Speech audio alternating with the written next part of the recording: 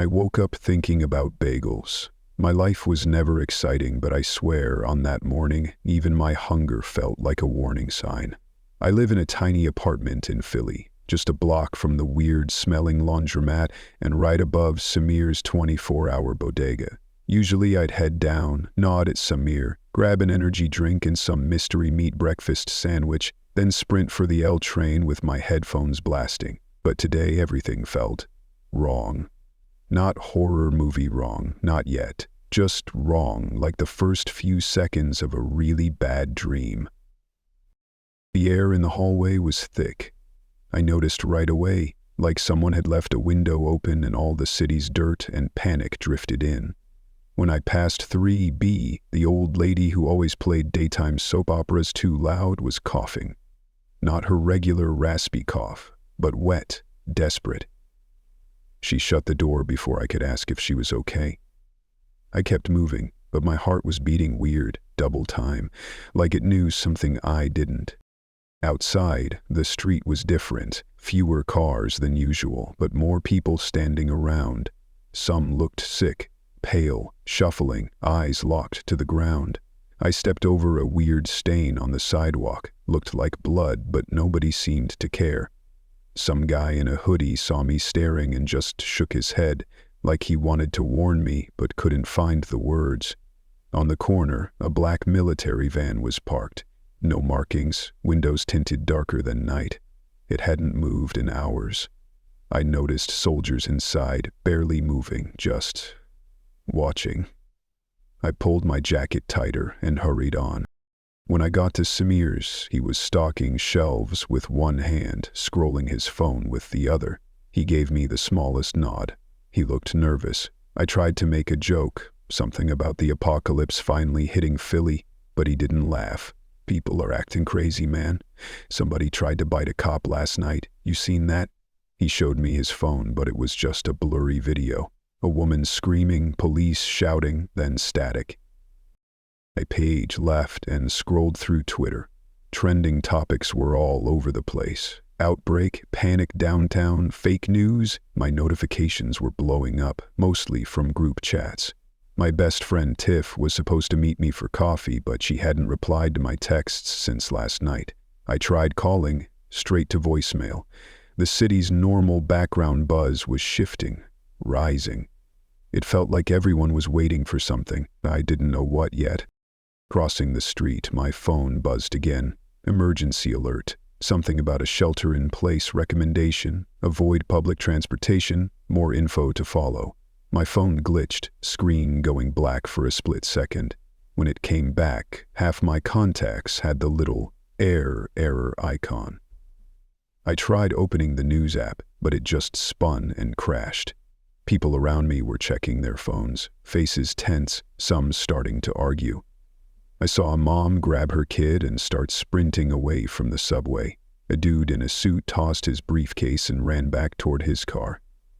I looked up at the sky, half expecting to see something. Planes, helicopters, smoke. But it was just clouds rolling in, dark and slow, blocking out the sun. A man stumbled into me. Literally, he reeked of sweat, his eyes bloodshot and wild. He grabbed my arm but let go as soon as I shouted. Sorry, please don't touch me, I yelled, maybe too loud. People stared. The man kept going, muttering. I felt my hands shaking. Something was crawling under my skin, an anxiety I couldn't shake off. I thought about going home, but then remembered Tiff. I texted her again. Nothing. I texted my mom. Nothing. I tried to call my boss. Voicemail. I started to panic but forced myself to keep walking. Don't draw attention. Act normal. I almost made it to the corner when I heard screaming. Real, high-pitched, terrified. Everyone looked. Some people ran toward it. Some ran away. I saw a woman drop her groceries and sprint into the street. I wanted to run too, but my feet wouldn't move. Instead, I watched as a crowd started to gather in front of the pharmacy. Some people were yelling for help, others were recording on their phones. Someone inside was banging on the glass, bloody palms sliding down the window. A security guard tried to pull them away, but the glass shattered. The screaming got worse. I turned and bolted, heart hammering, not looking back. Back at my building, I fumbled with my keys. My hands were slick with sweat. The coughing in 3B was louder, desperate. Someone else was yelling inside their apartment, something about locking the door. They're not right, they're not right. I ran into my place, slammed the door, locked it, and slid to the floor. My phone buzzed, another emergency alert, now saying to stay home and secure all entry points. I peeked through the peephole. The hallway was empty, but I heard footsteps and a heavy thud upstairs. I sat there, breathing fast, mind spinning. Should I barricade the windows? Call the cops? Would they even come? I checked my kitchen for food. Not much. Some ramen, peanut butter, a box of mac and cheese. I grabbed a hammer from the toolbox under the sink. I checked the windows. Locked. Then I dragged my desk in front of the door. My hands wouldn't stop shaking. I wished I wasn't alone. I wished Tiff would answer. I wished this was just another weird Philly morning. But it wasn't. That's when the screaming outside started again, louder than before. This time, it didn't stop. The next thing I remember is the pounding on my door. Not a knock. Not a neighbor needing sugar or yelling about my music being too loud. This was fists, elbows, maybe even a head slamming against the wood. For a second I thought it was the cops or firefighters or maybe Tiff, but the screams outside kept coming. My phone was shaking in my hand, 3% battery left, no signal, just the warning red line staring at me. I stayed on the floor, breathing so shallow my lungs hurt. The hammer was cold in my hand. Whoever was outside was getting desperate. I could hear the ragged gasps, the clawing at the paint. Then, like someone cut a wire, the pounding stopped. I held my breath, counting. 1, 2, 3. Then I heard shuffling in the hall, someone sobbing, then nothing. My whole body felt like it was trying to float up off the floor. A minute later, someone screamed again, much closer. It sounded like it was coming from 3B, the coughing lady's apartment. I crawled to the peephole. I could see shadows moving under her door, and then I saw a hand, bloodied, with long red streaks smacking against the wood. Someone else, maybe a man, was inside, yelling for her to let him out. She was howling, not words, just animal sounds, banging on the door so hard the frame shook. Then I heard glass break. Downstairs, Samir's bodega. I could see from my window people running in the street, some chasing, some being chased. One guy fell. He looked like he slipped, but then the people behind him just jumped on top. There was screaming, and then this weird guttural sound, like an animal eating. I shut the blinds. I tried not to puke. I checked my phone. Still nothing. It felt like the world had gone silent except for the horror in the hallway and the chaos outside. I knew I had to do something. I looked at my door, at my little barricade of a desk, and wondered how long it would hold. Then I heard footsteps. Not running, shuffling, like someone dragging their feet. It stopped at my door. My heart nearly exploded. There was a pause, then scratching, like nails on wood. No voice, no words, just the sound of fingers scraping. I backed away, hammered tight in my fist. The desk rattled a little, but nothing happened. The scratching stopped. A minute passed, then another. Finally, I heard footsteps going away, back down the hall, slow and uneven. I counted every one until it faded. I couldn't breathe. My chest hurt from how tight I was holding everything in. That's when my phone buzzed. Not a call, a message. It was Tiff. "Help, please. I'm outside." I nearly threw the phone. I peered through the blinds. There, across the street, hiding behind a burned-out car, was Tiff. She looked terrified, but she was alive, waving her arms at me.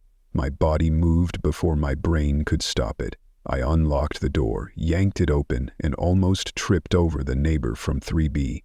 She was on the floor, eyes rolled up, mouth covered in blood. She reached for me and I jumped back, slamming my door so hard the desk bounced. I heard her thud against the door, nails scratching. I didn't have time to think. I ran to the window, pried it open, and waved at Tiff, signaling her to come to the side alley. I told myself not to look down at the street, but I did. It was carnage. People were tearing each other apart. Someone tried to crawl into a car, and 2 others yanked them out and bit them. I saw a cop trying to fight off 3 people swinging a baton until they dragged him down. Tiff was running. I could see her dodging bodies, ducking behind cars, nearly slipping on blood. She made it to the alley. I grabbed my keys, the hammer, my phone, and bolted for the back stairs, ignoring the screams from 3B. The stairwell was empty except for the echo of something moving above me. I sprinted down, 2 steps at a time, barely breathing. No. I tumbled down the stairs in a hurry, looking below. Tiff was running, 2 steps at a time, barely breathing. Tiff was there, pressed against the wall, crying. Her face was pale, but she grabbed me like she was drowning and I was the only thing left. "We gotta go," she whispered. "They're everywhere." We ran. I didn't think about where, just away from the building, away from the chaos. Every street looked like a war zone, cars smashed, windows broken, bodies in the street. Some people were hiding, but others were not right. Their eyes were wrong, mouths open too wide, arms stiff at their sides. They noticed us. Some started running, fast and jerky, like their bones didn't fit anymore. We ducked into another alley, pressed behind dumpsters, shaking so hard my teeth chattered. Tiff sobbed into my shoulder. "They bit my brother," she whispered. "He changed. He tried to kill me." I held her and listened to the city die around us. That's when I realized this wasn't an infection. It was something else. People weren't just getting sick. They were changing. Faster than any disease should move. More violent than anything I'd ever seen. I remembered the look in the eyes of the neighbor in 3B. She wasn't sick. She was gone, replaced by something hungry. Tiff clung to me. I had to keep her safe, but all I could think was, if her brother turned, could she? Behind us, in the shadows, something moved. We weren't alone in the alley, not anymore. We froze, barely breathing. Something shuffled in the shadows by the dumpster. I gripped my hammer, but my hands were slick with sweat. Tiff pressed her face into my shoulder, whispering my name over and over like it might change what was happening. The thing moved again, closer, slow, dragging its foot. I held my breath, raised the hammer. Then I heard a voice, a real voice, scared but human. "Don't. Please. Don't hit me."